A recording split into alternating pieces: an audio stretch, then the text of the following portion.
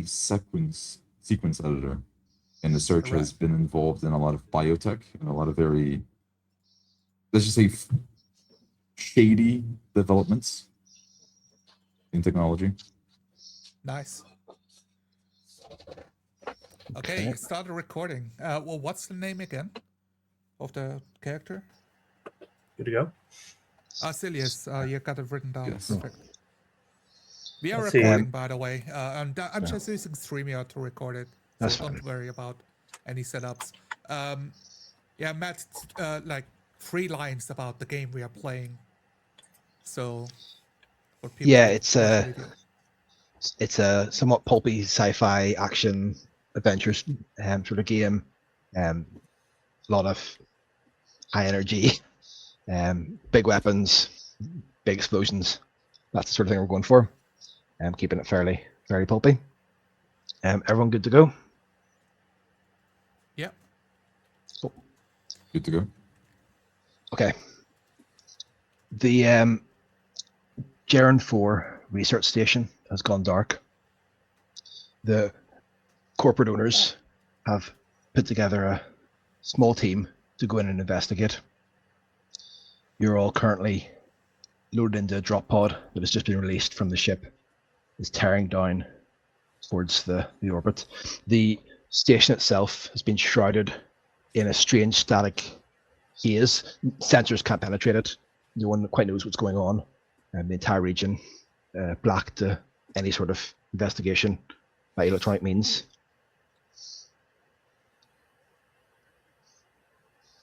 Hunched over in the corner of the drop pod, worried, looking through a small glass porthole, seeing the flames as the whole thing shakes, re-entering orbit, is a tall man, very spindly-limbed, pale, black hair.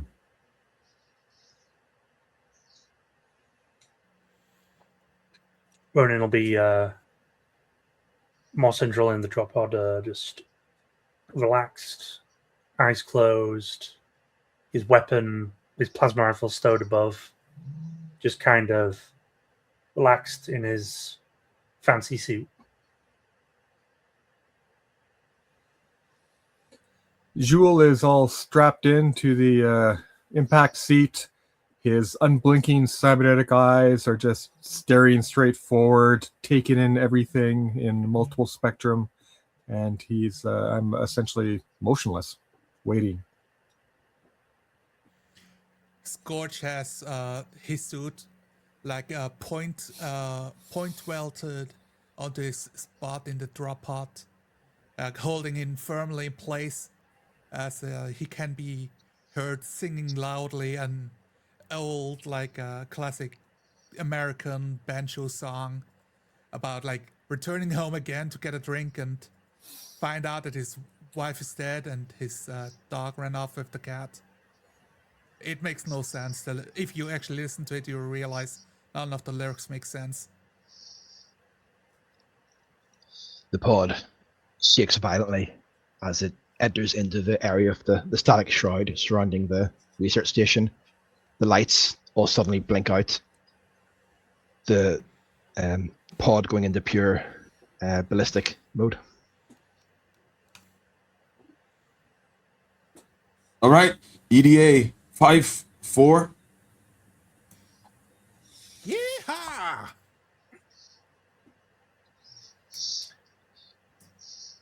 Ronan clutches his harness, breathing in. It's never the same. Silent, motionless, waiting. There's a sudden jolt as the jets in the bottom kick in, slowing the descent, but not fully stopping the heavy impact as you hit the ground. The doors start falling open.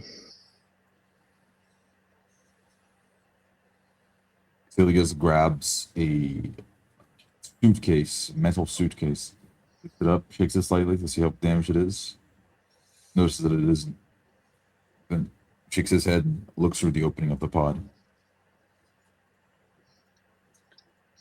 The space outside, barren wasteland, rocks, ashen grey, with a thick fog hanging over it, sort of brownish grey, smog almost. The dark smudge of the research station just visible in the distance.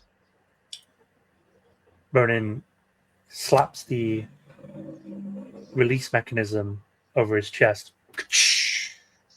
It rises up.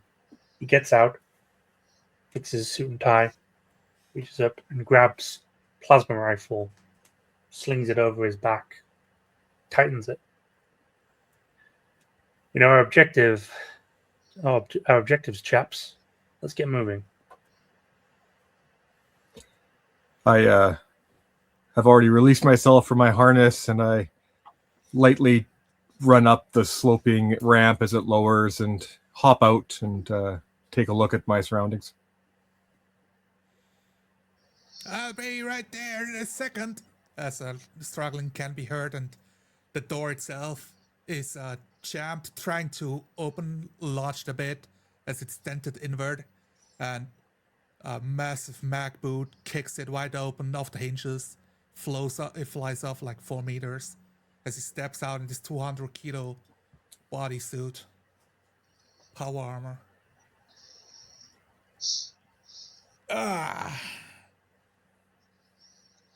Good to be outside.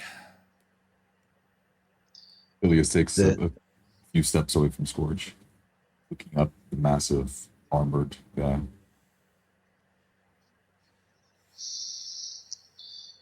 Your electronics fritz a little bit in the strange fog. Not quite coming out, but not quite working as they should. Slight static coming through earpieces. Emerging from the pod, I clasp a hand across Salas' shoulder. Strange EM readings. What's your thoughts? EM? Hang on. I put my arm in front of myself and begin pressing a few buttons on the sleek synth suit over me.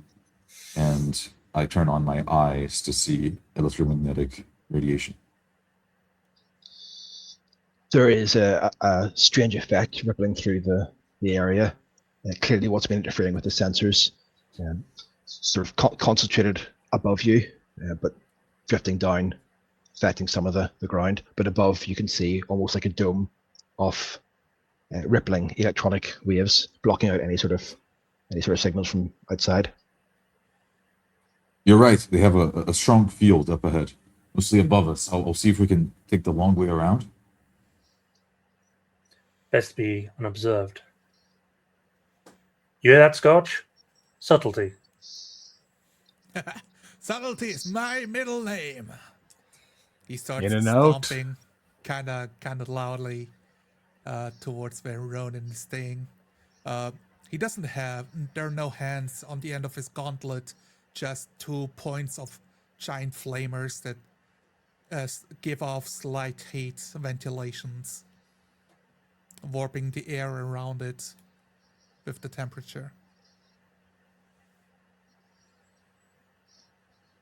Let's make haste to our objective, gentlemen. I don't think we want to be out here when that sun rises. Oh yeah, it might get a bit hot. I set off at a light jog towards the buildings in the distance. I walk past a rock formation, running my fingers on the obsidian of the molten rock. Planet's raging day. Yes, we have to hurry up. Ron will start walking towards the objective, trailing Jules, finger to the earpiece. Command, we're en route to the objective. Any surprises we should be looking out for? Static. Damn it. Looks like we're on our own. I'm stamping behind as the last light of the line, the automatic kinetic accelerators in my suit, like varying.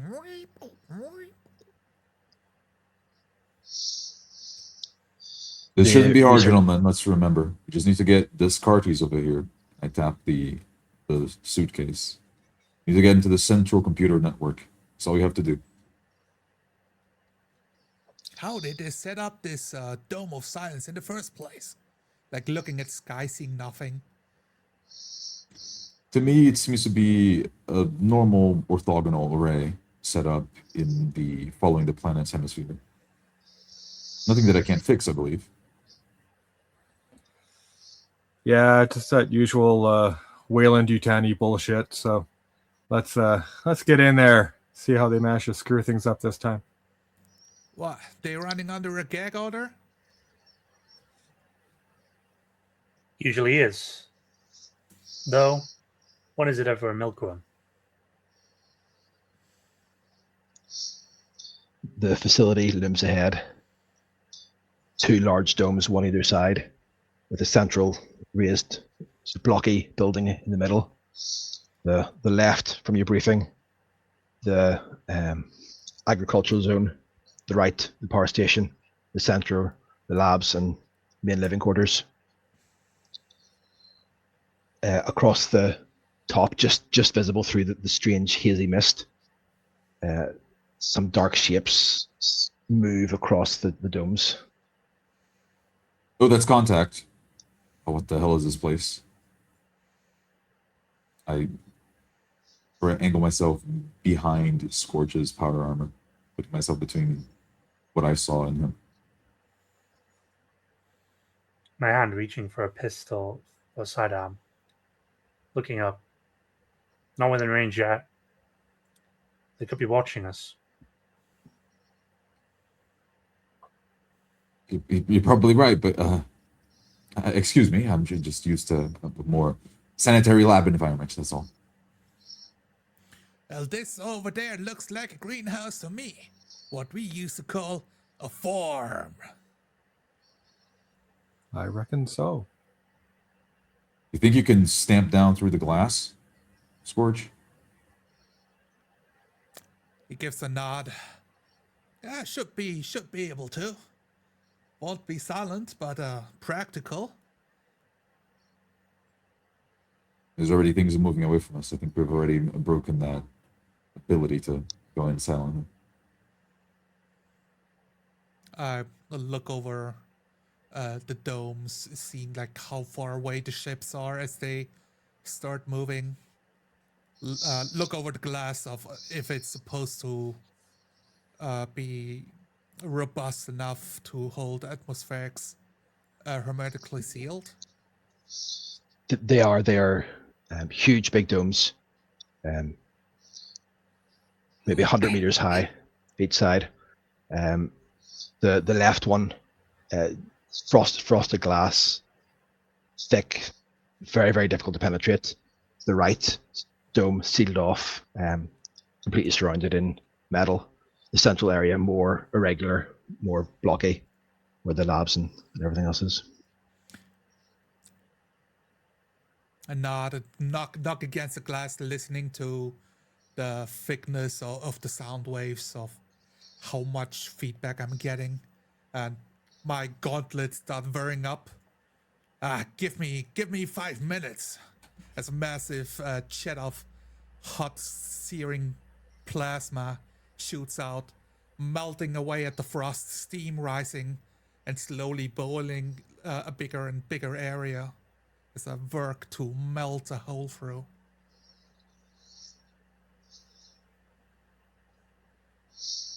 The glass starts melting slowly, but the sort of sizzling, melting, dripping off, it will take a little bit of time. Remember to maintain a good 10 meters away from the point of plasma at all points, as your contracts all dictate, of course. Right. I'll take the high ground, and I fire my grappling array out to one of the little antennas up on the central squat building, and whoop, I fly away in that direction. I approach Scotch, his work, take out a cigarette out of a case, light it using his flamethrower, stick it in my mouth. How long is it going to take? And humming to myself, looking over the scorch marks. I reckon this gonna be about a 4 minutes ordeal. Make it 3 minutes, and one of these will be for you. Thermodynamics cannot be rushed, Ronan. Try me. Jules, from your location, a whole forest almost of antennae and different sensors. The dark shapes moving over the top of the dome. More of them now, scuttling down the front, starting to converge towards where the other three are. The shape, six-legged, insectoid almost, large, each the size of maybe a large dog, small human. We got bugs incoming. Hurry it up. Set up the perimeter. It's bugs again. Damn it. Scorch Shake my head. head slowly rotates on his suit by like 40 degrees. It's Rodin, on the right side of the suit. You can use my sentinel shield. Deployed.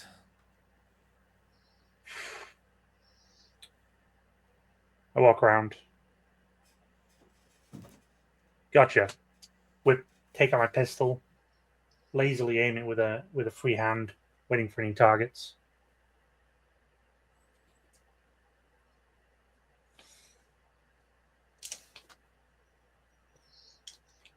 Ilias will begrudgingly reach for a pistol on his belt, pull it out. Not really any flare, unlike the others.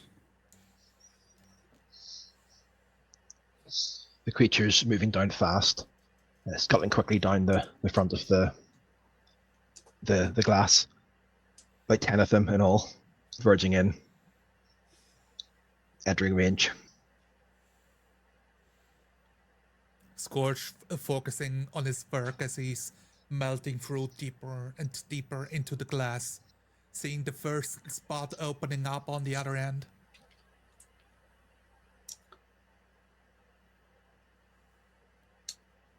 Ronin fires his pistol at the first oncoming one that he sees. 3+, give me a hand hack. 6 success.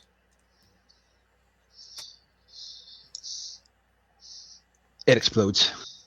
The impact taking it straight through the center. The others can keep coming on.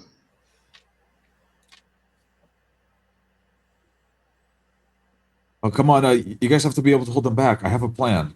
I fall to one knee and begin messing with the data link on my forearm. You want me Jill? to stop? Nah, keep burning. Keep that fuse burning, no matter what you do. Jewel fires a grapple out of its back into one of the antenna arrays, and he starts running down the slope of the dome. And he starts out running horizontal, but pretty soon he's running vertically down on the grapple line. And as he approaches the line of the advancing bugs, he pulls out one of his many nanowire blades and stabs one in the back as it's running by. Yeah, give me an attack. 3+. 4 is a hit for 1 damage. Dies. 2 of them down. The other 8 moving in closely. 2 turn towards Jewel and launch, leaping in the air. Their front legs raised, preparing to strike down. Both striking. Give me a 2 defense saves. Okay.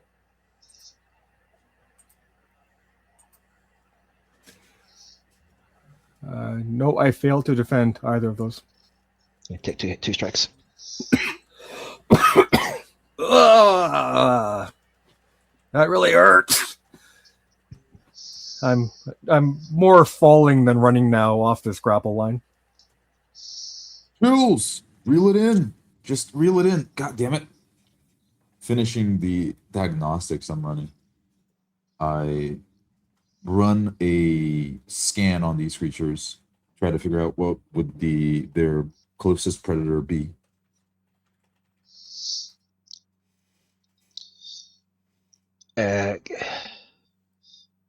They don't seem to appear in any of your databases.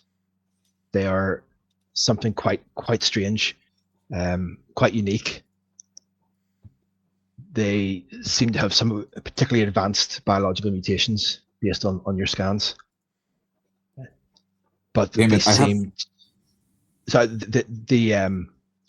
you can see the neuroelectronics moving between them as if they're controlled by a single mind. Damn it, I have no idea what these damn things do. Just reel in, Jules. I'll be with you shortly. Roger that.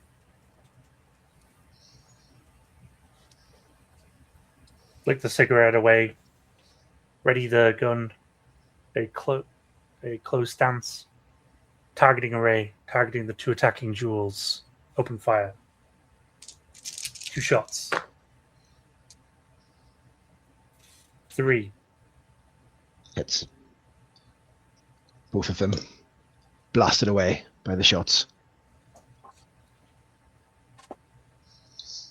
The other 6 now converging down onto the ground to leap towards Scorch, attempting to attack his heavily armored shoulders as he burns. My proximity alerts starts going off. Beep, beep, beep, beep, beep, beep, beep. One missing, the other, the spike coming down on the shoulder plate. Roll defense.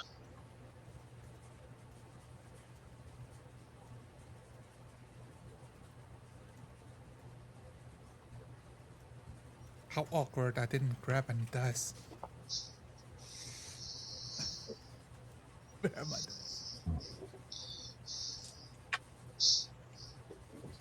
Somebody else roll for me real quick. How many? 2d6?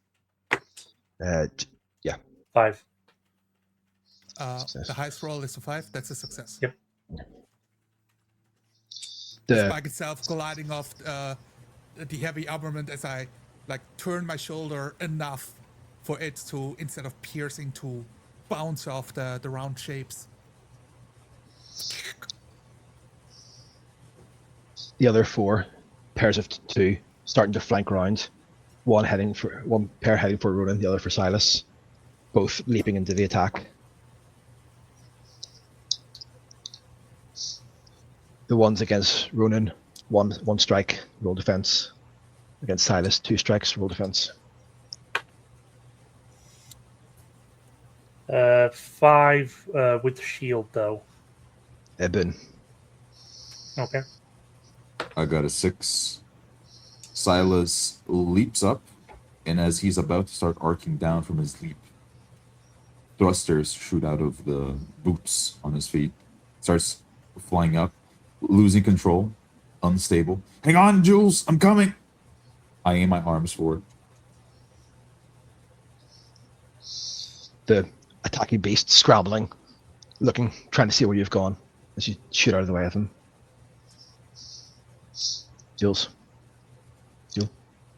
Yeah, I see Silas leaping towards me, so I kick off and leap towards him. And as we come together, I release the grappling hook on my end, so I kind of half leap, half fall into his embrace, and we tumble down together into the obsidian wasteland. Oh no, I'm angling this thing. I start angling the movement away. It's about to run out of juice, so stay tight. Scorch, get out of the way. All right. You've melted through enough. We're crashing through. I take a step through the side, throwing my arms around. Take that, you bugs! Scorching in their directions, watching them skitter away from the flames, seeing if I can strike them. So we roll 3+. A 5.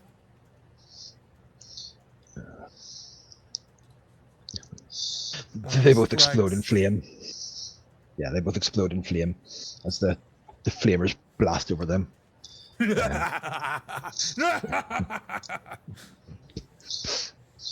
Two more left. Sorry, 4 more left. Two more left where Silas was. 2 were beside Ronan in close combat. Ronan. Ronan raises his arm as the xenomorph clamps down his jaws into his arms, blood being shed. He rolls with the creature and attempts to use his legs to sort of restrain the beast whilst aiming his pistol towards the other one advancing first. Then, if dies, pop the other one. 6. You can roll your crits as well here. Quick. Another 6. Yeah. Keep rolling, keep killing. 3. So was that 3 at all? 3 strikes? Yeah, so the shots, the first shot going through the first beast, piercing all the way through, striking the one behind where Silas was. The other broken by your twisting legs. The last one panicking, skittering around, trying to charge towards the back of Scorch and trying to get around him as Silas and Jules start crashing through the glass dome in a cracking explosion as it implodes inwards where it melted in, breaking apart, breaking through.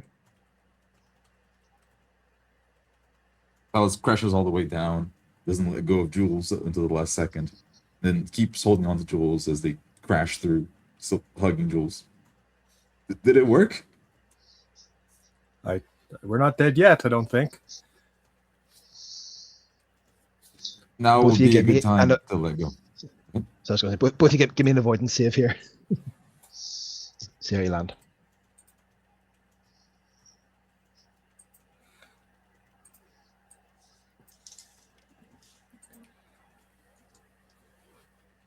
Stunned if you feel. I land on a puddle of molten glass, but then I grit my teeth and I roll off it, and it does not, in fact, injure me at all. Phileas lets go of Jules, raises his head up, only for a bit of the ceiling to fall down on him, a steel beam. He falls down unconscious. Scorch Scorch. slowly turns around, looking for everybody made it out alive. I roll away from the dead Xeno, clutching my arm, whip off my tie, wrap it tightly around the arm, stem the bleeding. Could be better.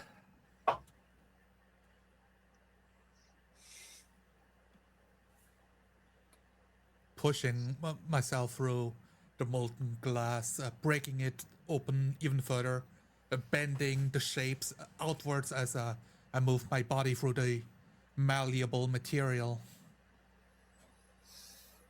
The last of the creatures leaps towards Scorch's back as he tries to do this, but fails to strike him, disappearing through just before it flails against the glass. What the heck? I thought it got all of them. The Scorch land on a gantry sitting quite high up above the ground, 20 meters up. The thud buckles slightly as you land on it. The other 2 further down below you.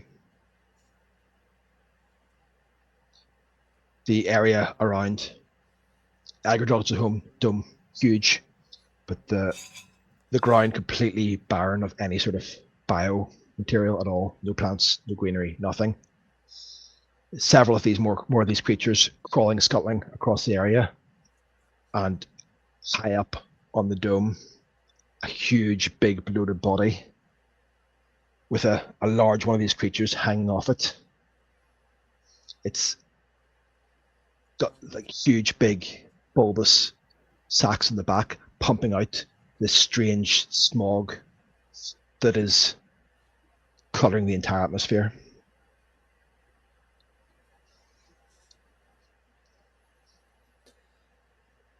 Let's get the fuck out of here, man. Let's okay. There's got to be an indoor dome exit from this dome into the rest of the base. Let's Scorch is a big boy with big flamers. He'll catch up. Let's get over there. A huge set of double doors at the far side of the to your right. I give Silas a little bit of a friendly shake to get him out of his stunned funk and back on his feet and moving towards the doors. But what? I just grab onto Jules, practically dragged with him as he runs off. Ronan, the last creature in your way between you and the hole into the dome. Ronan will unsling his rifle and tuck it under his arm. Look over to Scotch. You okay there? You're muted. Scorch, having crashed through the hole, like on the gantry that's like buckling underneath him. Yeah, I'm doing all right. I'll look for another way to rendezvous with you. Just, don't hurt yourself. Starts running off into a jog, trying to find a way to link up with them. The only way through the hole that the creature's currently sitting on, he's below you through the hole. Well, trying to climb down. Avoid the gantry where he's on directly. Don't want to. The last creature outside takes a strike at you as you rush past. Hitting, roll defense.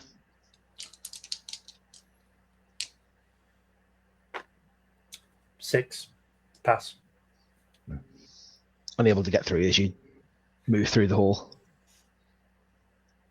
The series of gantries all the way around the side. Scorches one several below, but one with an easy reach for you to hop onto, slightly higher steps leading between them all. I vault over a railing and start descending on the exterior, climbing down. The rifle slung over my back. Jules, hang on. God damn it. Start hitting Jules on the back with my closed fist. Hang on. What? There must be. Hang on. The doors we just got through. Hang on. There's a panel here. I let go and I fall to the panel and begin quickly like typing on it. There must be a way to turn it in a bulkhead or something like that, in case the external hull was compromised, and I think it was. I might be able to section off this part. Hey, Ronan, Scorch, damn it, they can't communicate with us. Not with these damn comms off. Wait, I have a plan. I look first for the internal communication within the base to turn on the speakers and try to talk to them outside. Give me a hack and roll here, 3+. I maintain Overwatch. Make sure that nobody sneaks up on us. Watching my Several friends. small creatures. Several of the creatures start moving towards you, but not quite there yet. I got a 4. So the speakers begin repeating my voice. Scorch, Ronan. I think that the center of their hive of something is right into the damn room we burst into. Don't go in. There's an issue. I saw sprinklers in the agricultural section. If we can find the water tank in the space, we can put acid or something in the sprinklers and deal with them without even needing to get hurt. So head to airlock 7B and rendezvous with Jules and I, and we should be able to enact this plan. How the hell am I supposed to find the airlock 17? I'll Scan make the area speaker around on me. it play your favorite song.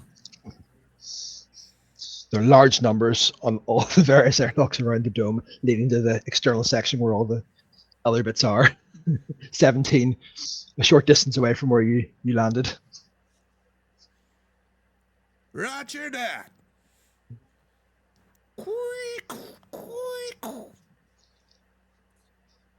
Sliding Looking down. around the dome, build doors everywhere, the gantry. And like, luckily it's on my level. Approaching the door. Sliding down to the bottom with a bit of acrobatic flair, ducking under various railings. I start running towards airlock 17, rifle in hand, pausing occasionally once to snap a shot off at any sort of Xenos that crawl their way in.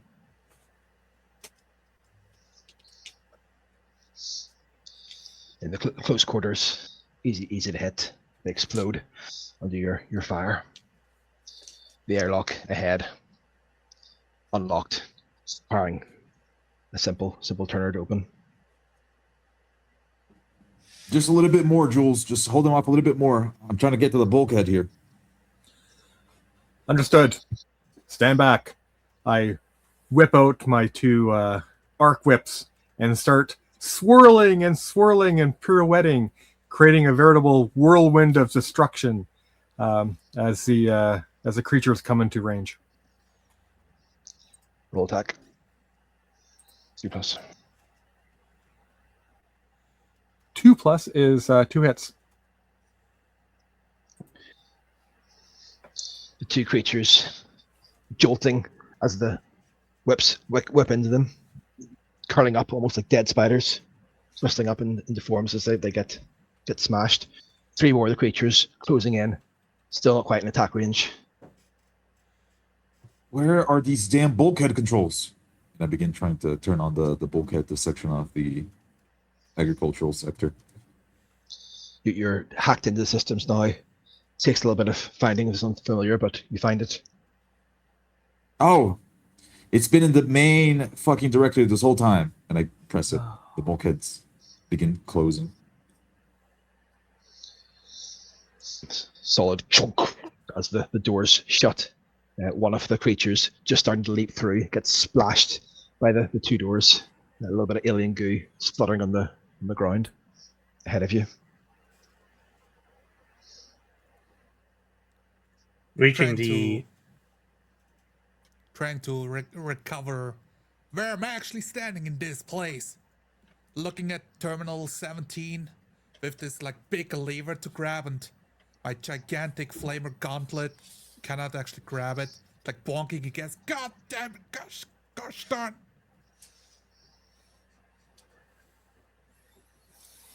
Reaching the door, Ronan looks around as he's disengaging the safety protocols on his plasma rifle, looking for some kind of water tank or fertilizer storage to hit with a plasma bolt, flash vaporize or explode. At least buy them some more time. The entire area that you're in, sort of sandwiched between the dome and the agricultural area, filled with various tanks of different things, fertilizers, water tanks, all easily marked, clear to see. Shoulders rifle, takes aim at a water tank, flash vaporize, boil them, fires. 5. The explosion of steam spreads out ahead, scalding several of the creatures that are scuttling towards you across the gantries, burning them. They hiss as they die. The rifle overheats. He lets it loose. Scorch, open that door. How? Use your head. Mumbling under my breath, I turn off my giant flamers. The heat emanating starts like lowering and cooling up. Big sish.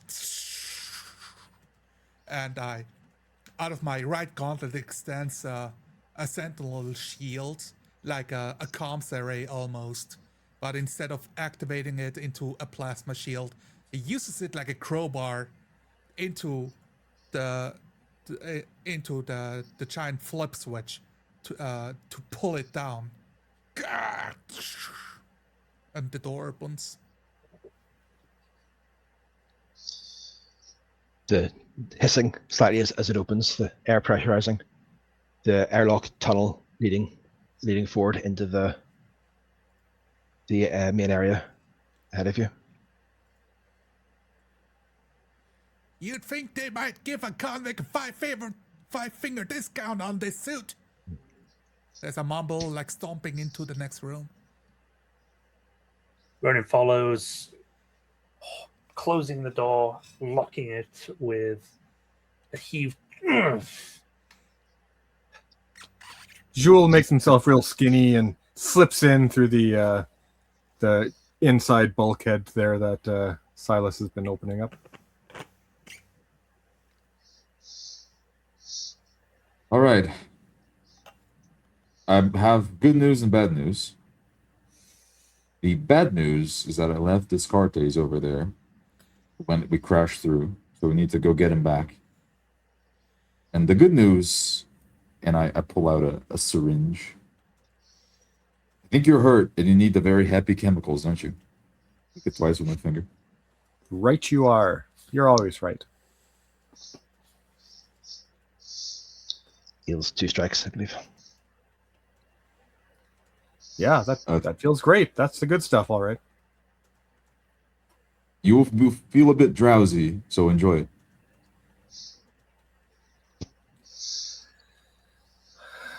I don't know, man. I don't want to go back out there like at all. Can't we just go to the computer core and maybe just like take the whole thing, or maybe there's an additional backup drive there already or something we can take? Maybe we should just check first. Listen, the whole point of the mission is to bring Descartes to the computer core, okay? And he's my friend. I'm not gonna leave him behind. Oh, all right. That's a fair point. But let's at least meet up with our buddy Scorch and the rest of them there, though, first before we go back into the fray. How about that? Indeed. 4 heads think better than 1 or 2. Sorry. Sure. Scorch is aimlessly wandering, looking around. He said something about the water barrels to be poisoned. You got any poisons on you, Ronan? Just a poison tongue. That's it. I don't think it's a good idea to go outside. We need to find Jules, Silas. Get a sit rep from them. You know?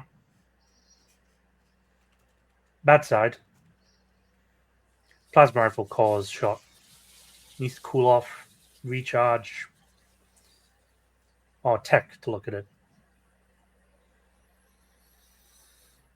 Scorch looks over these multiple barrels lining up the walls, trying to figure out. Well, there appears to be water, and guess it's a water filtration console. I don't know.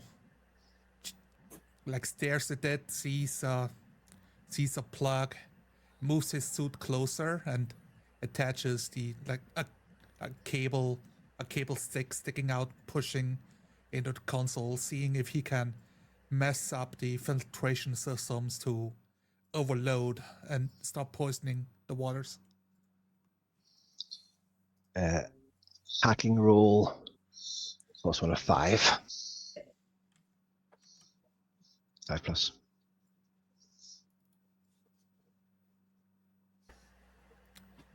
A 2. Gosh darn It's it. all it's all 1s and 0s. I hecking have no idea how to get these things doing what I wanted to do. Like, Running a So- walk so- over. Thought you were a farm boy. Surely one of these would be easy. I'm a torch operator, Ronan. My My mistake. pie's a farm man. Silas, you're hacked in now, right? Can you tell where these guys are and where we are and how they can get to us or we can get to them or something? Do you have like a little map in there somewhere? I don't think I can, but oh wait, right. The armor Scorch is wearing. It's got Oh a yeah. it must have a electronic signal. Ah, here it is. What are they Comic doing? number 238. What are they doing out there? I turn on the Vox. You want to talk to them, Jules? Hey guys, how's everything going over there? We're pretty good Lost and here. confused. All right, well just follow the sound of our voice, and we'll get you all back there. Is I turn Ronin around with you to- there? Turn around to follow the voice, and it's like a blank wall. Yeah, I'm here. Jules, what's up? Yeah, so Silas here is hacked into the system, and we can see the power armor on the map there. So looks like if you follow the blue line on the floor, keep going until you hit the elevator, and then hang a left, and you should be another 100 yards to our location. I'll open the doors in your way. Just hope that there's nothing behind it, and I press the button for the door to open. Going to look at the console. Yeah, sure. See you there. Takes out his pistol.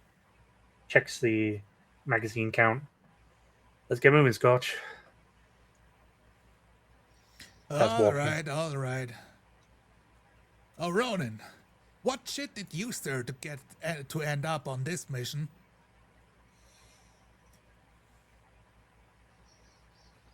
Got a few people a favor, you know? Wrong person. Kind of had connections. Pull me back in.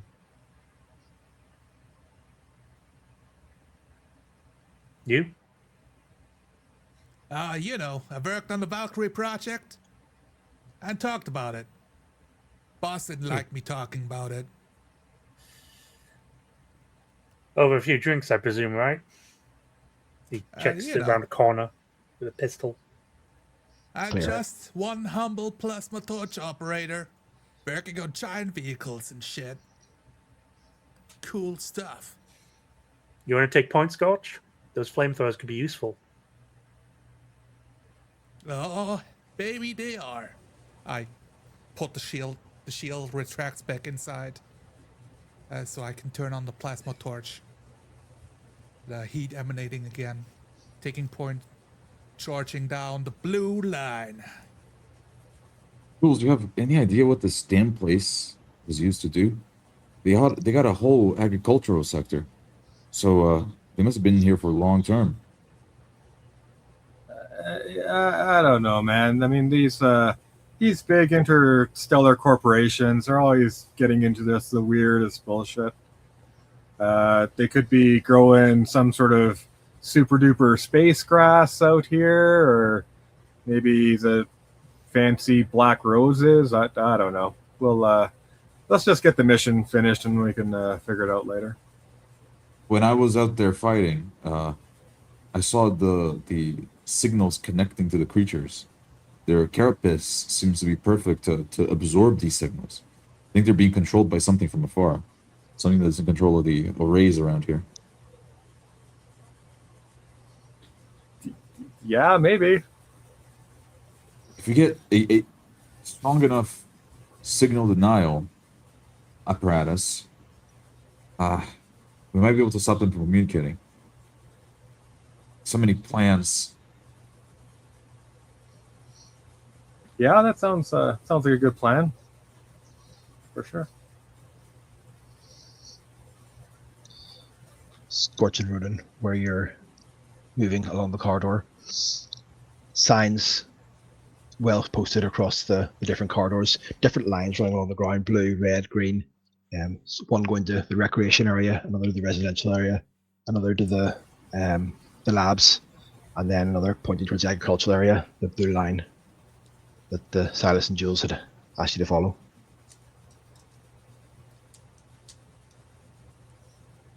Scorch instinctively turns towards recreational area and starts walking down the wrong direction. Ronan pauses. Hey, big guy. This way. What? Blue line. This? Blue? But this way's to the bar. I could do the stiff drink right now, but now's not the time. Click on the Come flashlight. on, don't be such a... Don't be a downer. Like raising my hands like, come on. Tell you what, I'll buy you a drink after. Focus on the mission. Turn around, walk towards labs, agricultural. Which college do again? As you do, there's a screech behind you from the direction of the recreation area. A larger creature, larger than the ones you'd fought before, longer, pounding out, starting to charge down the corridor towards you. Turn around. Instinctively raises up his pistol. Start plugging shots. Light beam illuminating creature. Give me an attack. 4+ as it moves much more agile than the others. Crit. Just a crit, that's it. Just 6. The bullet scoring across the side, green blood splattering out, hitting against the side of the wall. The wall starting to hiss as it dribbles through. The creature's still coming on at you, rearing its head back, its mouth opening. Scorch. I take a knee and lower my shoulders. Out of my shoulder shoots out a portable shield generator that plucks out like a grenade onto the ground before us and explodes into a plasma shield, netting up the gangway in front of us. The creature smashes. The creature smashes into it, rearing backwards, spitting at it. This viscous green splattering against it. The shield starting to hiss as it starts burning through. It's still standing firm. Silas, that's gunfire. I don't think we should wait for them here. Let's rendezvous with them along the way. They probably need a hand, those doofuses. You are Yeah. probably right. But promise me that we're coming back for the Descartes, right? I'm not leaving him there. Oh, Scout's honor. I'll you can have my cut of the contract payment if we don't. He's not just a suitcase, remember? Let's go. All right. Get out from the console and start following Jules.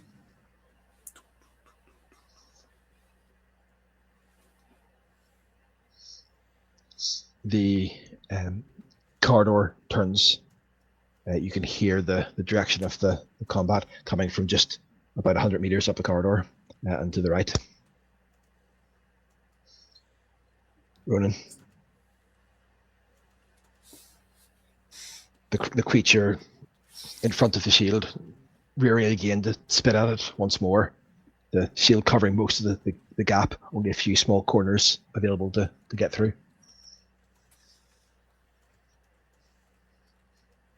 Scorch, deactivate the shield, he says as he runs towards the creature, going for the wall, kicks off of it, goes for a limb, The shield uses his momentum to itself. throw it.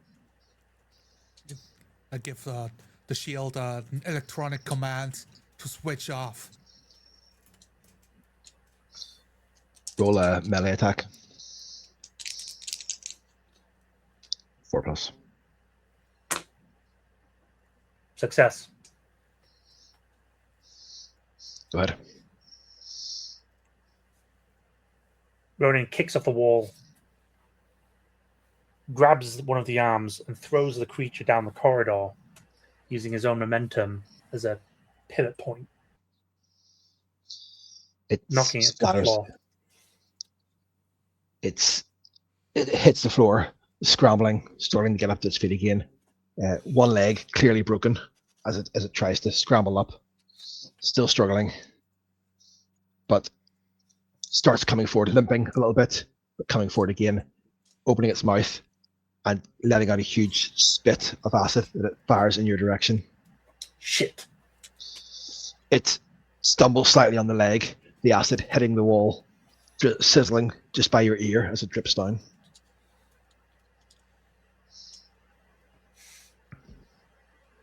Scorch. Scorch moving forward closer to the creature now. Oh no, you don't! As I turn on the flamers again, trying to get past Ronin so I don't grill him like some chicken. It's tight squeeze, but doable. The flames rolling past Ronin across the bug as I try to get as much as possible a 4. The flames wrecking it.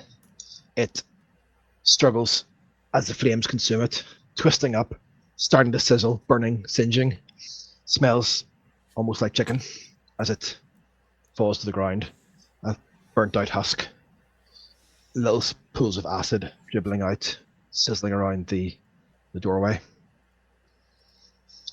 Celeste and Jules.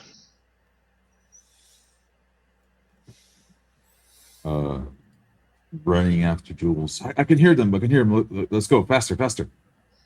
Yes, we're running as fast as we can. That must be them there. Oh my gosh, look at that thing they're fighting. It's huge. Hang on, fellas. We'll be there in just a minute. Just a minute. Celius puts one hand on the wall and begins wheezing, trying to catch his breath as they're running.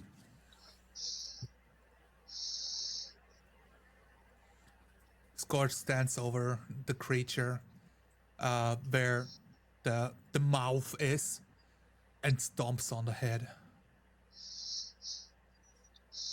It splatters underfoot, but your armor below starts sizzling a little bit as the acid starts burning through it, corroding. Yeah. But the head rotates towards Ronin. Dinner served. Ronan will holster his pistol and keeping his left arm close to his chest, still bleeding a little bit. He just wraps the armor with his hand. Good job there. Good job. I step out of the acid. It's ruining my mag boots. As the electronics on the mag boots starts flickering and fizzling out. Oh man. Those things aren't hazardous environment rated? They are. This thing is more than a hazard, I reckon. It's not part of ABC, I tell you what. Right, gentlemen, hang on. So, 2 very important developments. First one, Descartes is right on the floor of the hive, and we need to go get him.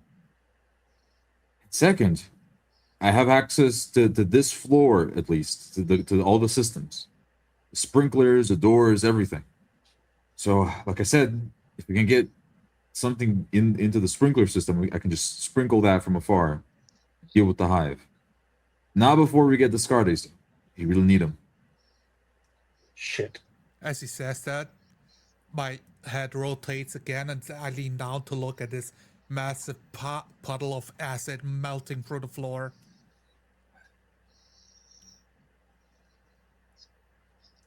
Oh. You think that thing can burn through itself? Quick, here. I grab a broom off of the wall and toss it over. See if you can get a little bit of it on the tip and drip it into its own carapace. Let's see if it can burn through itself. I'll test it out. Mopping up the acid with the broom. The broom dissolving as it raises up, a few drops specking on the carapace, steaming slightly as it begins to burn through. I'd say you're a bit on the clock with that. Huh. We could compress this creature in a press that they might have in the research lab. But how do we contain it to then bring it to the sprinkler system? I don't think it will work. Adjusting the makeshift tourniquet of his tie kind of looks to Silas. I don't know. Maybe they got a dolly around here. Although, if we're going to get your briefcase back, It's not a briefcase. well, it's in there. I reckon we could make some Molotov cocktails at the bar. Indicate with a good hand. 900 billion neurons. That's 10 times more than you have. And hell, it doesn't scale linearly, so it's more like 1,000 times smarter than you are. All right, gentlemen, I've crunched the numbers, and based on the size of that agricultural dome and the personnel that were posted here, they weren't out there with pitchforks and hoes, right? It's Wayland Yutani. Those guys love robots. They use robots for everything. So I'm sure there's got to be like an automated harvester drone or something. Silas, hack into that sucker, get him to pick up our friend Descartes, and at least get him to the door. We can pick him up there and carry on with the mission. Does that sound like a plan? That's a good plan, Jules. I go to one of the panels and begin diagnostics on the drone system. I can roll then, 3+. Scorch's body is tilted forward a bit as he looks deflated at the mentioning of making Molotov cocktails. Like I'm not enough heat for this group. Can't believe it. No. This can't be. This can't be. When you guys fought this thing, you triggered the automatic terrorism protection system, and it booted me off the system. Goddamn terrorists getting in our way again. All right, I guess we'll do it the hard way then. Yeah. Take out another cigarette. Start lighting it.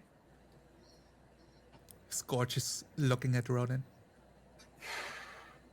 You want one? Yeah.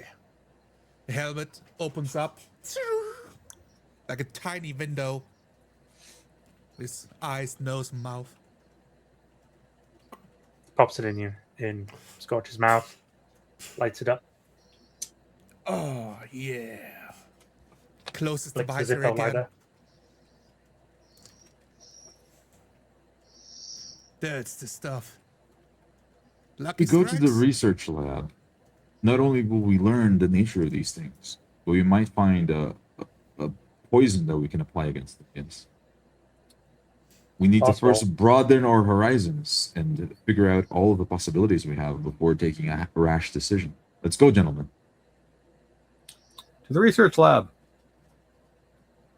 Good idea. Could be something to neutralize the acid in that blood. It's an acid after all. Yeah, why not? Follow the yellow line. Yellow line it is. Follow the yellow line. Corridors weave in and out. Various, as you head into the research area, various small offices, different workshops, heading towards the central area. Multiple research labs, glass windows, many of them shattered. Much of the labs in disarray. One biolab, everything shattered, broken. The technical labs mostly untouched. How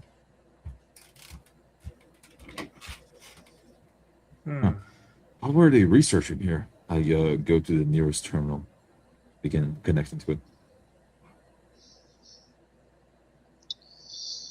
Give me a hack and roll here. 3+. Of course, it's locked again. Oh. Well, maybe they had a paper backups or something. I'll look for a binder or a printer. What two-factor authentication? No fucking way.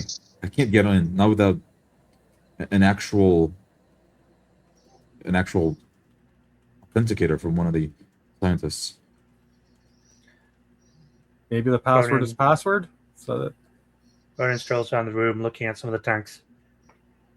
Now, two-factor authentication is you gotta have like a code that's generated on a device, like a pager, PDA, communicator, anything like that. Puts out a cigarette on one of the glass tanks. The liquid in it completely drained out. The sort of various bits hanging where clearly something was once held. Whatever it was, it's long gone. Descartes could probably cut through that encryption like butter. Wish Descartes was here. Yeah. He Yeah. would have. Yeah. Scorch is just in his crotch piece. In the Scorch, distance, a few shrieks, still distant away, but similar to the creature that you fought before. Oh, wait, that's it. It's one of the acid creatures, right? Yeah? Right. Sure. Probably. It's going to be tank 12. If we lure it to tank 12, we can shove the thing in, pulp it, and just pipe it out through the system.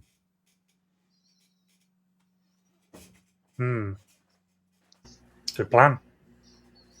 I'll go get its attention. Takes off his jacket.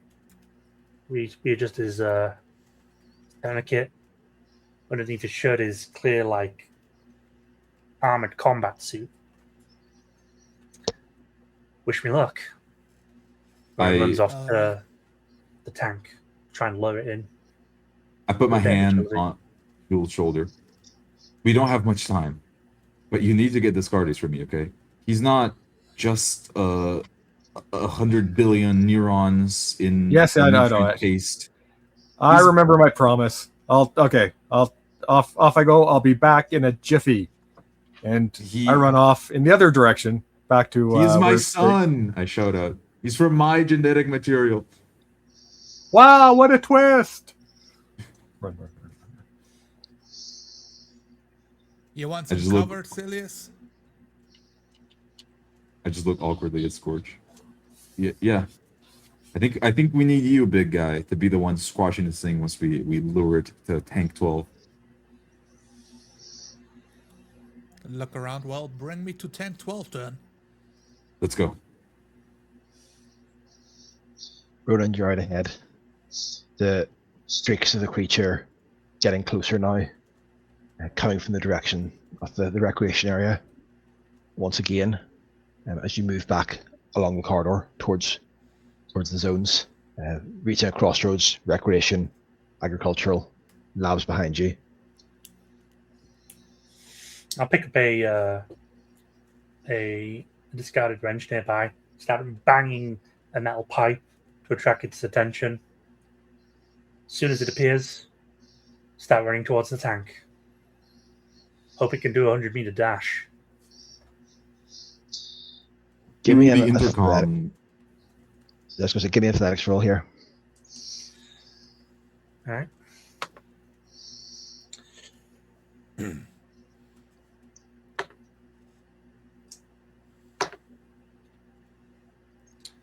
Crit 6 and 4. Yeah, you outpace it easily. It's streaking behind you, but still slow compared to your speed, taking longer to get its 6 legs aligned than your 2. Silius? Through the intercoms, I start directing him. Okay, now you take a right, then a left, then you go straight on ahead, and I keep directing him as I run after Scorch. Scorch lumbering down the hallway. The Inferno Flamers turn off as he charges up the Disruptor pistol in the left gauntlet and the Sentinel shield in the right gauntlet. feel the Oh, creature Scorch! rushes past the corridor in front of you, not seeing you, zoned in on Ronan.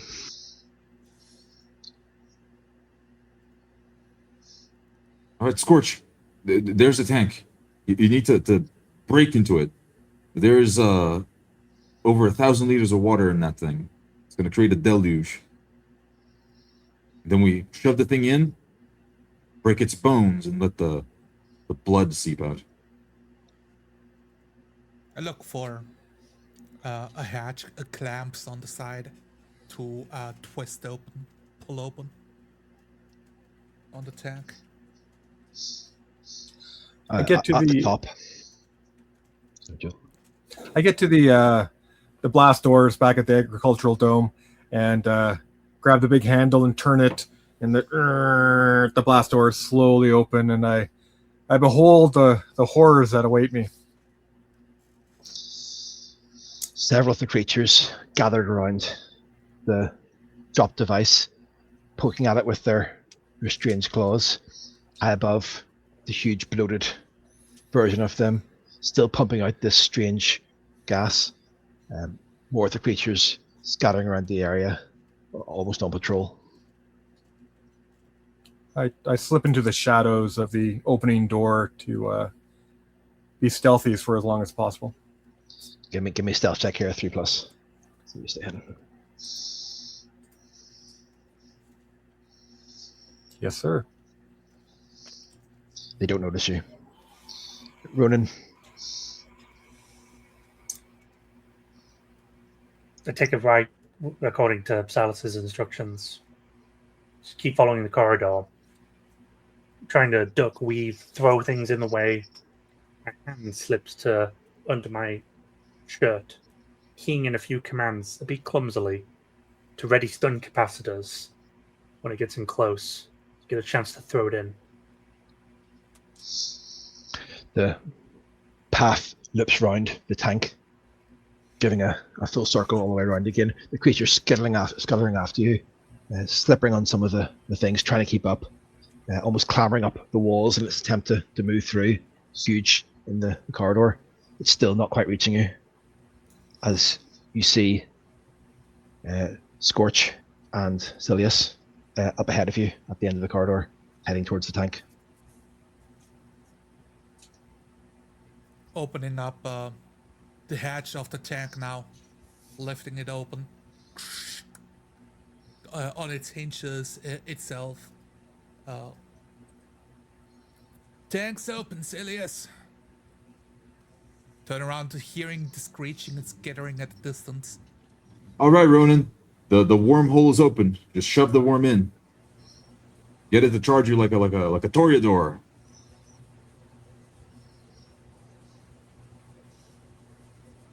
A what now?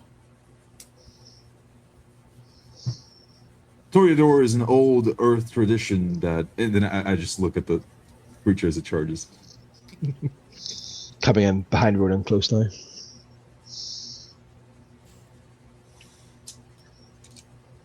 Ronan will slide in front of the tank, throw his hands into like a grappling stance, and attempt to use the creature's own momentum and his stun capacitors to just throw it into the tank. Scorch is attempting to take pot shots at this creature with his disruptor pistol, disrupting any electronics on it and making it chitter and spasm out, hopefully taking a guess if it works or not. Ronan, make a grapple attack here at 3+.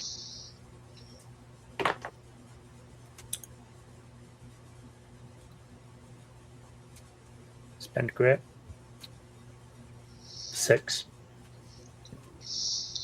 And Scorch, make a range attack as well. 4+ on this one. A 6.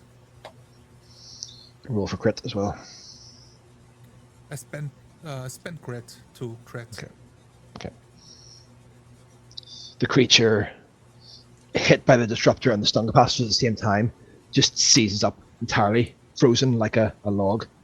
The power disrupting its thing. Its eyes, all 10 of them, going slightly hazy as it flies through the air from Rodin's grip. A lot lighter than it looked, despite its size, as it sort of flies up towards the tank and flying up towards Scorch.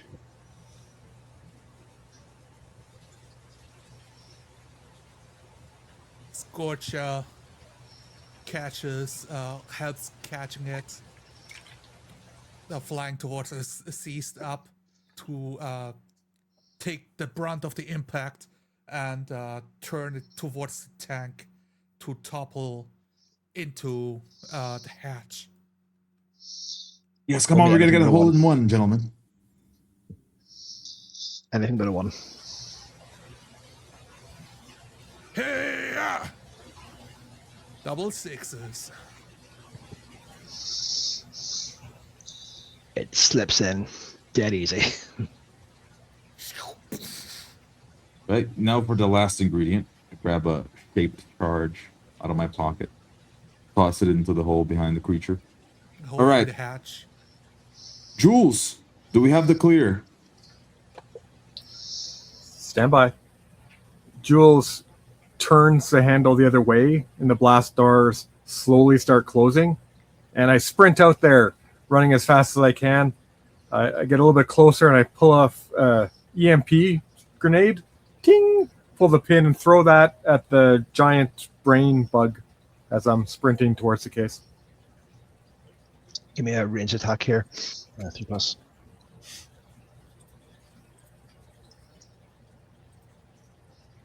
Yes. The EMP goes off the oomph, and all the creatures in the room start spasming strangely, running in circles, dashing off in random directions. Pretty unclear. The creature hanging from the ceiling with these big bulbous pipes on it starts writhing and twisting as the EMP waves wash over it.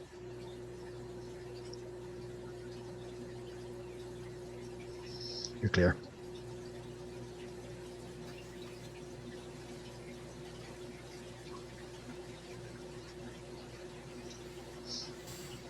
You think he's alive?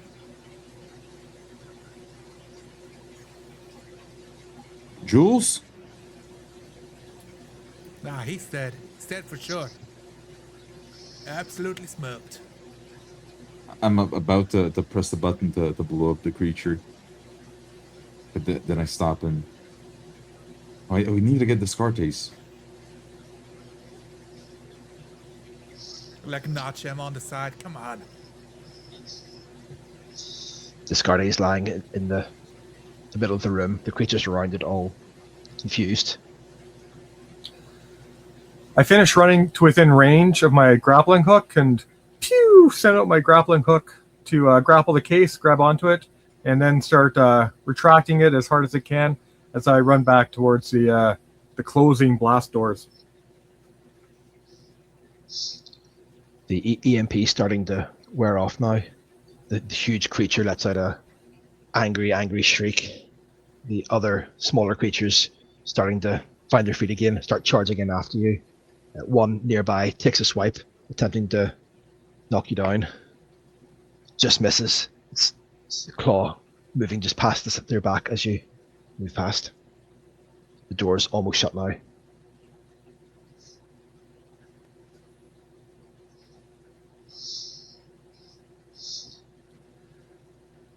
I see where I am in relationship to the door, and I use the grappling hook whip to whip the case through the shutting doors.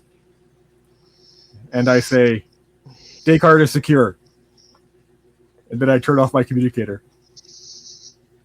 All right, Jules. That's one hell of a good job. I'll get you a drink after this one.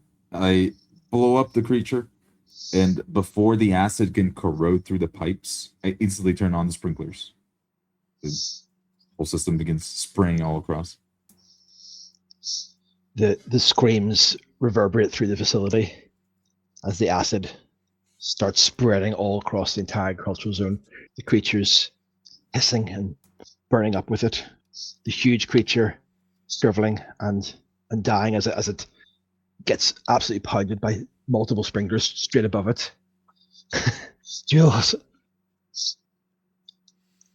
the acid starts dripping down all around you, pouring down. As you see the creature sort of falling off the roof, crashing to the ground, shriveling up and dying. The smoke that's been pumping out, stopping. The acid burning through you, killing you.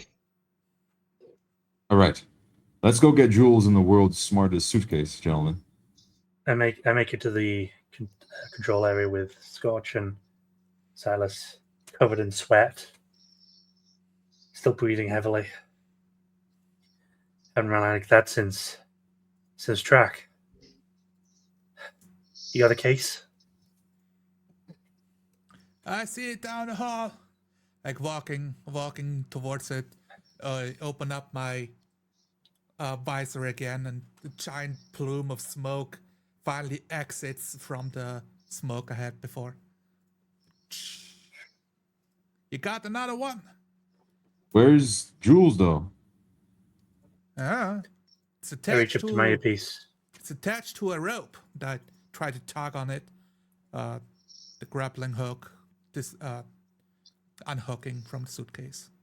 Jules, come in. Jules.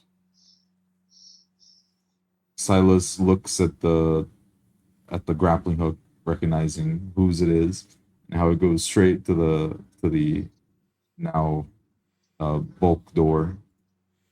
Oh no. Crouch down, grab the suitcase, and just look at it. Damn it. I don't think we're finding Jules, gentlemen. He gave his life to save the mission and my son. Shit. Wait, Jules dead? There's no way he could have survived, even if he ducked for cover. Whole place was saturated in acid. He paid the ultimate price, gents. Hey, let's just go to the damn computer core, get what we want, and get out of here. Shit. Ronan kicks one of the side panels of the airlock, makes a loud clang. He lets out a... Damn. Not again. Damn it. It is okay, gentlemen. If I can attain even a single bit of his DNA, I can create several more of him.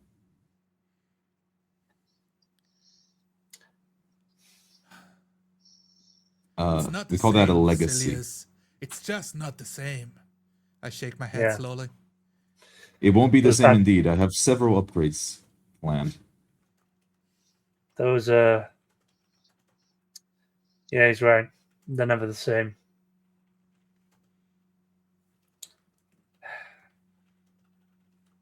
Feet on the way. All right, my boy. Here you go. Put the suitcase on top of a table over at the research lab that we cleared before. Now you got to do what you do best. I tapped the glass, and it begins scanning the tip of my finger. What is my purpose? You don't have a purpose. Wait. Now you do. I grab a wire coming off of it, and I connect it to the computer. Instantly, Crack everything through their weak firewall and download everything you can. And we're getting out of here. The super sophisticated device quickly gets through the simple encryption, downloading the entire database. With the smoke from the creature gone, the static shroud that had been covering the entire place begins to dissipate. Calls start coming through from command ship above, breaking through crackly at first, but eventually fully coming through. Able to get communication going. They deploy a dropship, now able to fly through the space that the static shroud has cleared, and are able to pick you up with who left of you and return you to the ship. And we'll end it there, because one of my kids has just woken up, so I need to go deal with them. But yeah, Good job, guys. That was really fun. Hell of a session. Yeah. Right. I've had a I'm good gonna time. need to drop off here. I'll let you guys chat on, and I'll catch up in the chat when I can afterwards. But yeah, let me know any feedback on the system or anything like that as well. Be good to know. Yeah. All right, it sounds Yeah. good. Cheers. Bye. Later. Okay. Yeah, that was a very fun session. I Yeah, was going great. to add like a little scene where the Cartes was like, "Kill me." Jules died to save this stupid thing. Yeah. So in terms of like, yeah, after mid-credit scenes, I can imagine like the ruins of this agricultural dome, right, and this giant brain bug that's all acid burnt, but then underneath the carcass, there's just the twitching of the corpse of Jules, as all these Wayland Yutani guys in suits come out and they're like scooping everything up so they can resume their researches. And you've Hell yeah. got his DNA because you injected him with that those drugs, right? So yeah, Oh, clone me that's true. up. You Then to know grow it. several more, dude. Yeah, fantastic. So this whole Discartes thing is because I got an item called the Companion, but we're going into a mission. So how can I carry a companion? That's a good idea. I just went with the suitcase bound human biocomputer. Yeah, no, Okay. that's cool. Yeah, totally. Maybe it's just me, but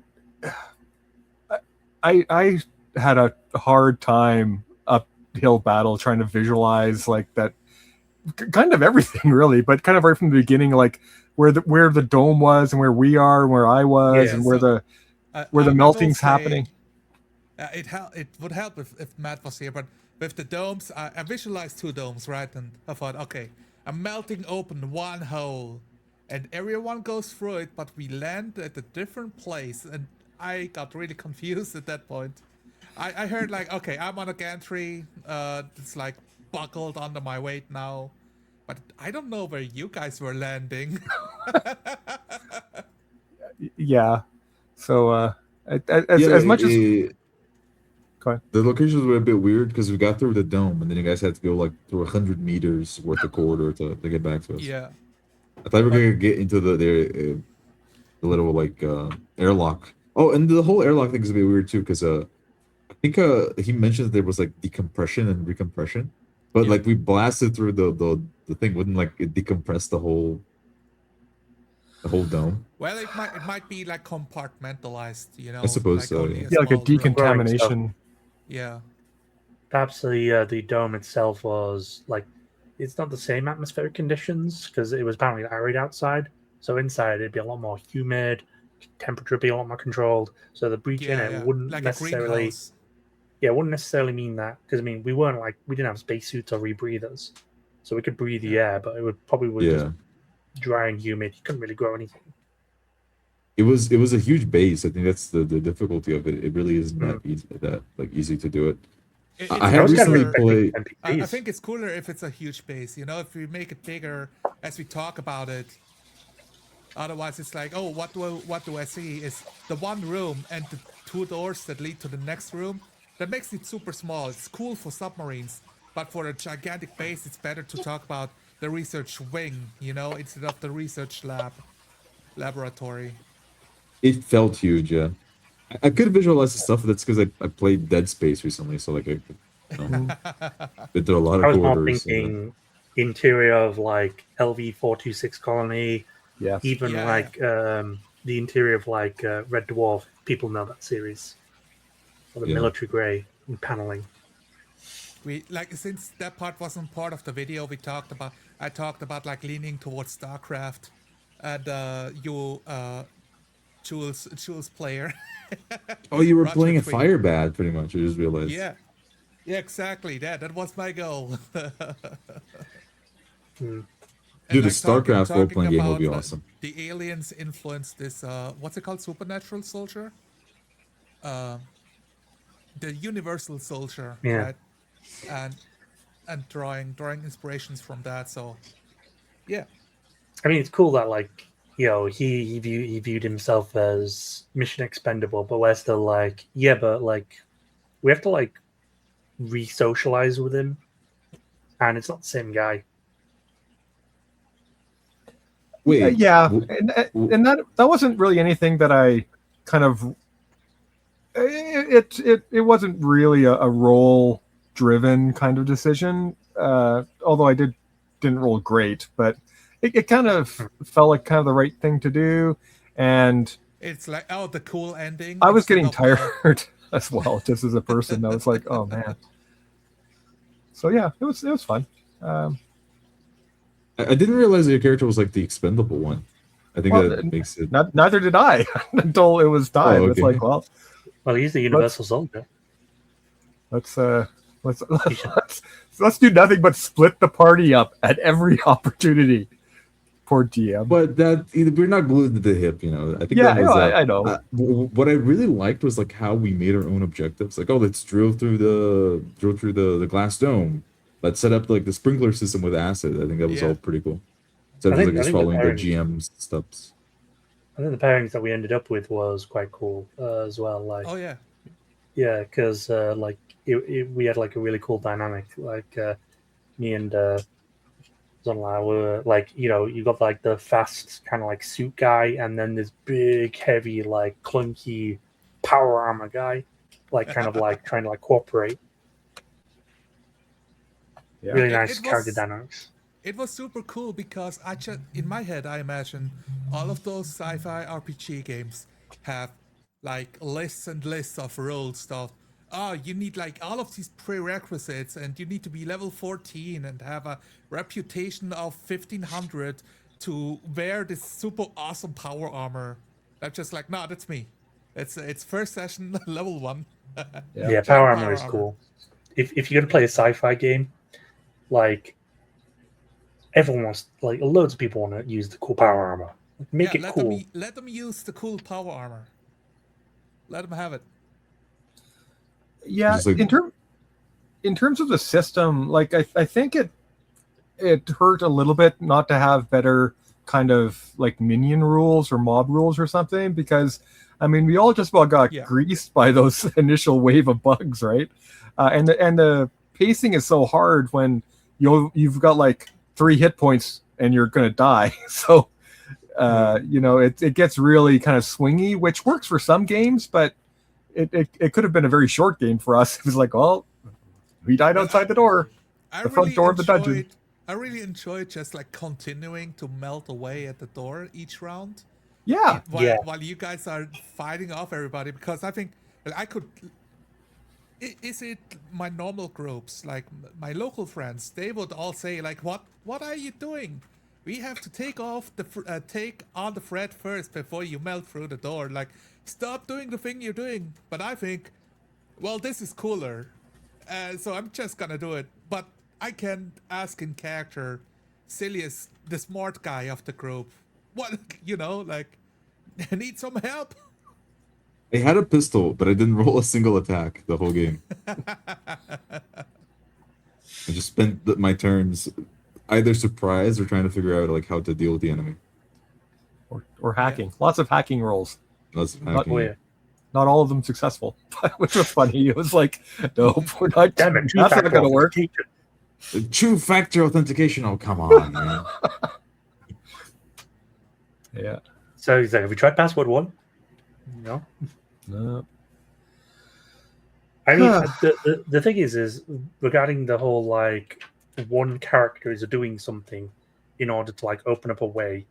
I remember watching like years ago, like that Runehammer guy talked about like that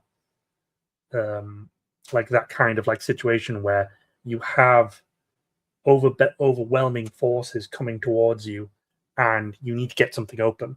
So, you know, you obviously like split into like different groups. Like you would have maybe 1 or 2 people trying to like get the door or passage open, and then other people are trying to like fend off the oncoming assault.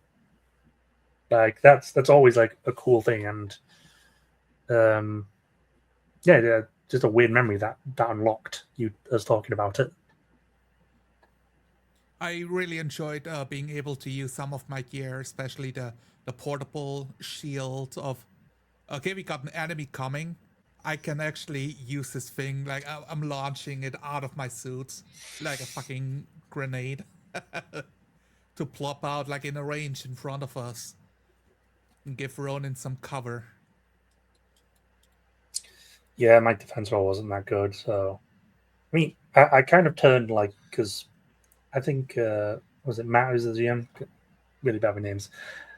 He attacked, and I was like, obviously we didn't resolve it, but I know that I failed that roll, so it's marked off strike. Wait for it to come around back to my turn, in order to sort of like, yeah, it like bit my arm, and I'm like, okay, well, here's what my character's doing, and I kind of like kept referring to that injury throughout, because obviously a strike is, you're wounded. Yeah. I do like that. We're just referring to like injuries like you accumulate. Because Yeah. it's not just D&D where you like you chug a drink and yeah, good. In terms of especially in the context of a rules light system, I'm not sure I'm crazy about the whole enemy rolls to hit and then you roll to dodge maybe, and then all that sort of stuff. I personally might lean towards maybe just you got armor or something, then the target number to hit you goes up, right? And then it's like a one roll resolution kind of system. Yeah.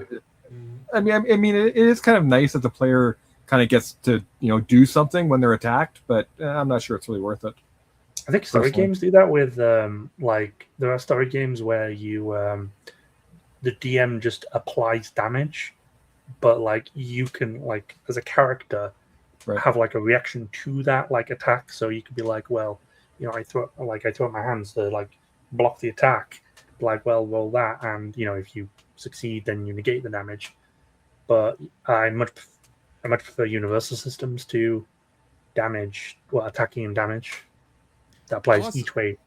Yeah, I was also confused if I get to roll avoidance first and then defense, or like I think avoidance is a form of defense. I think. Oh, so like Yeah. but it wouldn't make any sense if I'm in a full bodysuit and I choose to avoid the attack. If it hits me, it's still a suit. It's not like the defense is invalid now. The rules, so that's a part of like the rules don't make me feel like it's reflecting what I'm doing in the universe. I don't feel like this defense system like fits a simple game. I don't think the enemy should roll to strike and then you roll to defend. You either just roll you yourself to defend. Yeah. And like the creature's attack stat is like how hard it is to defend yourself. Yeah, that's what I was saying. It's I think much better that way. Yeah, it would fit a simple system better. And also just have the armor give you more strikes. I would totally be okay with my character just having 2 strikes because he's like a puny scientist. What if the armor was literally, like you got normal armor, it's 1 extra strike, and you got the awesome power armor or the full plate armor, you have 2 strikes, or maybe even 3 strikes if it's insanely magically enchanted or something. Yeah, I mean, that's... No? My issue with it is like with like say someone like I don't know takes like a club and smacks your fiber armor, like that's not gonna that wouldn't really cause a strike, would it? Unless it like hits somewhere like in between a joint and fucked up your joints. Like there's like obviously like scaling with terms of like how protective something is, because yeah. And the 4+ defense really worked for me for this power armor. Oh, that's sick. Should have went power armor, man. Well, if you do have, you can still have the same issue with the system as it is currently. You just said it's a 1 in 6 or a 1 in 2 in 6 or whatever. Yeah, that's part of the benefit of we don't think too hard about it, so we get to roleplay much faster without needing to like comb over the details. And the drawback being, well, the rules don't simulate it perfectly. We kind of handwave it. So if you played for like 10 sessions in a row, you come up with all of these contradictory moments of, well, why was this so easy, but over here it's so hard, even though it's the same armor or different armor, but it doesn't feel it has the weight it should have. Pretty much, yeah. My favorite very light system in this vein is there's a kind of a 2-page system called Cthulhu Dark, because the author thought that Cthulhu Light was a paradoxical, so he calls it Cthulhu Dark. Graham Walmsley, I think, and it's available for free, and it's basically, if as I recall, it's you get to roll 1d6 if whatever you're doing is within the scope of human capability. You get to roll another d6 if it's something that you as a character would be good at, and you can roll another d6 if you put your sanity at risk because it's a Cthulhu game. And if that sanity die comes up as, I think, either a 6 or the highest die, then you start to go insane and bad things happen. And that's like the whole system. So it's kind of neat. And then he expanded it into like a 200-page book with lots of variants and stuff, which is still kind of cool. But as a core engine, it appeals to me. Did you guys use your grits and gambits? I did. I did. Actually. Well, I Grit, used my gambit. I used my gambit for a reroll because I was like, yeah, I'm not passing this, so I'm rerolling it. And then I used my grit for the flip into the martial arts flip into the container. Right. That. Yeah. Whatever it was. Judo flip him towards the container. Judo flip. Yeah, I forgot about the gambit. Even though it's right there, I literally forgot about it. But I took the grit to affirm my crit so that he seizes up with my disruptor pistol. And even though the pistol itself doesn't say anything about organics, it's just electrical devices get short circuited. They fritz out. So it was super cool that that Matt just rolled with it. It's like I'm trying to frame it as like Scorch, like literally taking pot shots if this works, so that the game master knows my intent with it. Because I know way too many players they literally stop like, oh no, it's not in the rule book. You can't do that. It's not in the rule book. Like asking for permission first before to do something cool. Yeah, and that kind of gets back to kind of the very early discussion we had before we started playing was, around the meta currencies and stuff. And I think a lot of that is designed to kind of keep the game master in kind of that gatekeeping role and to kind of compensate a little bit for a table that's a little bit lower trust, and you don't want to just let people do anything they want because, oh my gosh, that would be terrible. What could possibly happen? Yeah. Well, I think the best way to do it is always be straightforward with the players. You just say,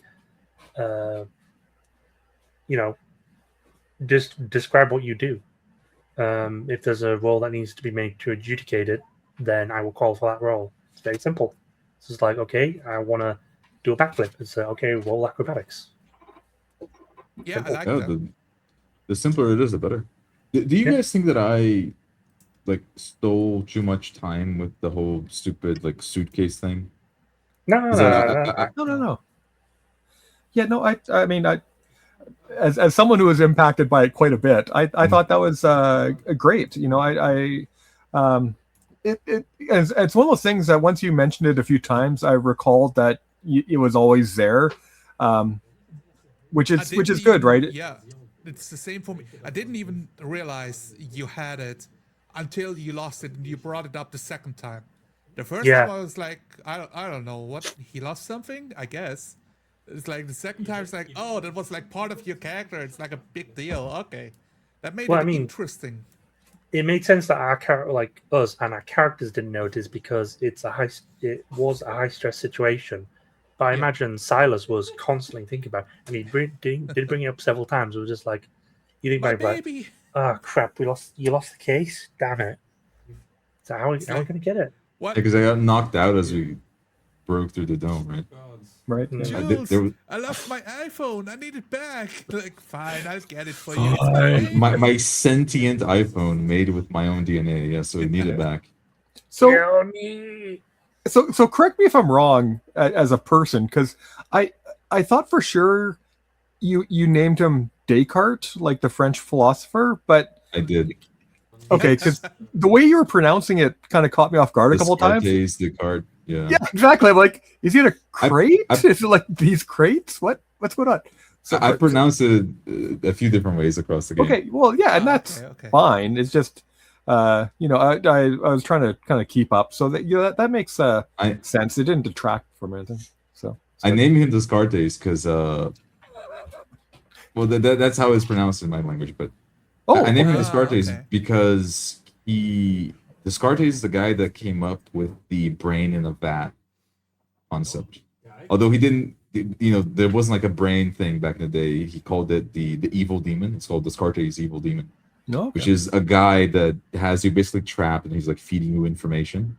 Right. So this is where cogito ergo sum comes from, actually. Like, I think, therefore I am. Like, if you were in a realm that was entirely made by an evil demon to confuse you, what is the one thing that you can actually